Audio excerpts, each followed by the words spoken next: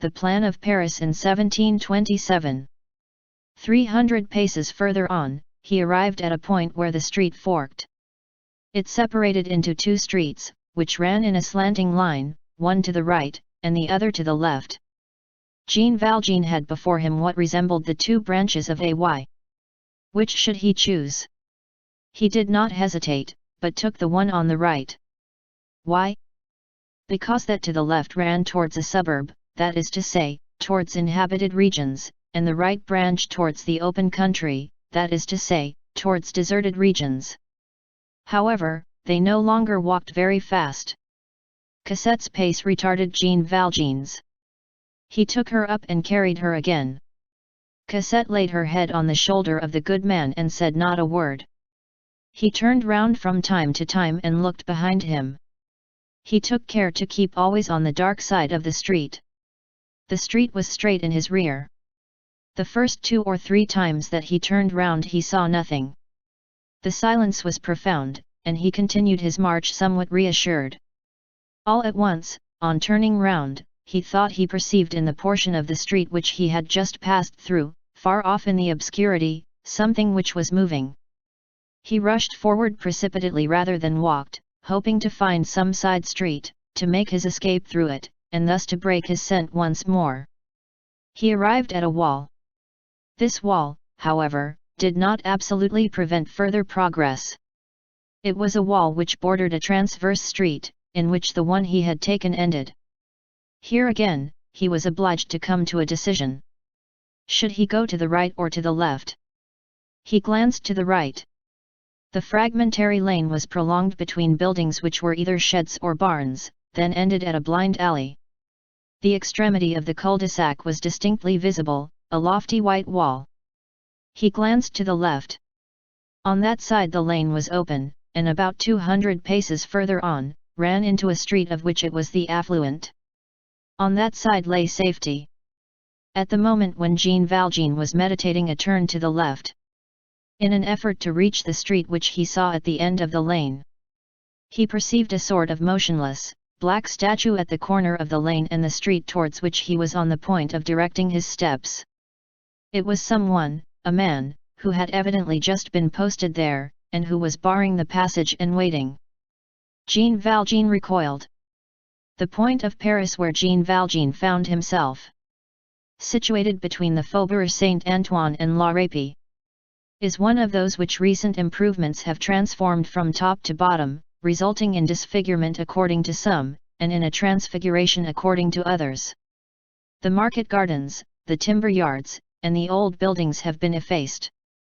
Today, there are brand new, wide streets, arenas, circuses, hippodromes, railway stations, and a prison, mazes, there.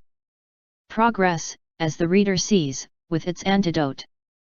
Half a century ago, in that ordinary, popular tongue, which is all compounded of traditions, which persists in calling the Institut les Quatre Nations, and the Opéra Comique Feydeau, the precise spot whither Jean Valjean had arrived was called Rue Petit-Picpus. The Porte Saint-Jacques, the Porte Paris, the Barrière des Sergents, the Porche Errons, La Galliette, les Célestins, les Capucins, l'Email, la Bourbie, l'Arbre de Cracovie, la Petite Pologne, these are the names of old Paris which survive amid the new. The memory of the populace hovers over these relics of the past. Rue Petit-Picpus, which, moreover, hardly ever had any existence, and never was more than the outline of a quarter, had nearly the monkeyish aspect of a Spanish town.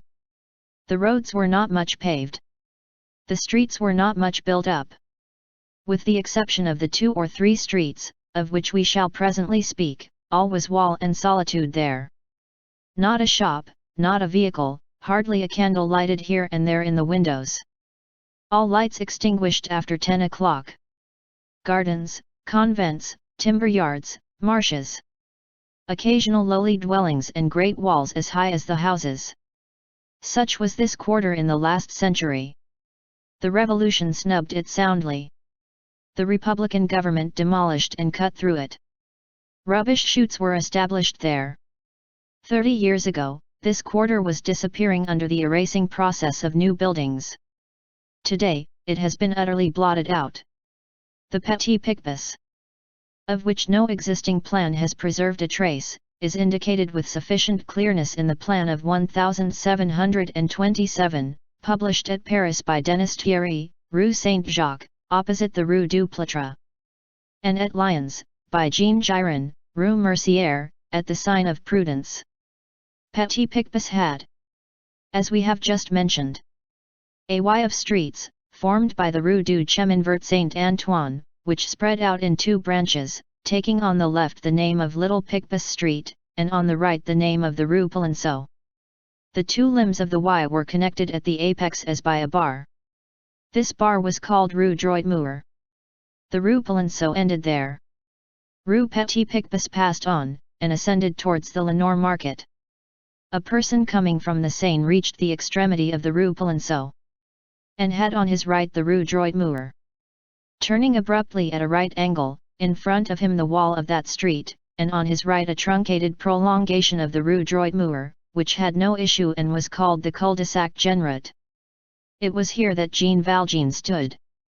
As we have just said, on catching sight of that black silhouette standing on guard at the angle of the Rue Droit Mur and the Rue Petit-Picpus, he recoiled.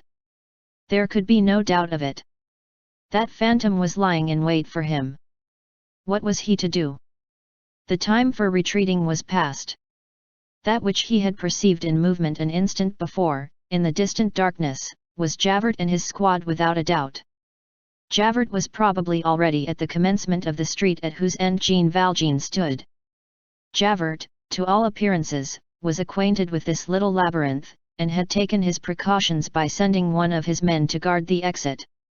These surmises, which so closely resembled proofs, whirled suddenly, like a handful of dust caught up by an unexpected gust of wind, through Jean Valjean's mournful brain. He examined the Cul-de-Sac Genrot. There he was cut off. He examined the Rue Petit-Picpus. There stood a sentinel. He saw that black form standing out in relief against the white pavement, illuminated by the moon. To advance was to fall into this man's hands. To retreat was to fling himself into Javert's arms. Jean Valjean felt himself caught, as in a net, which was slowly contracting. He gazed heavenward in despair.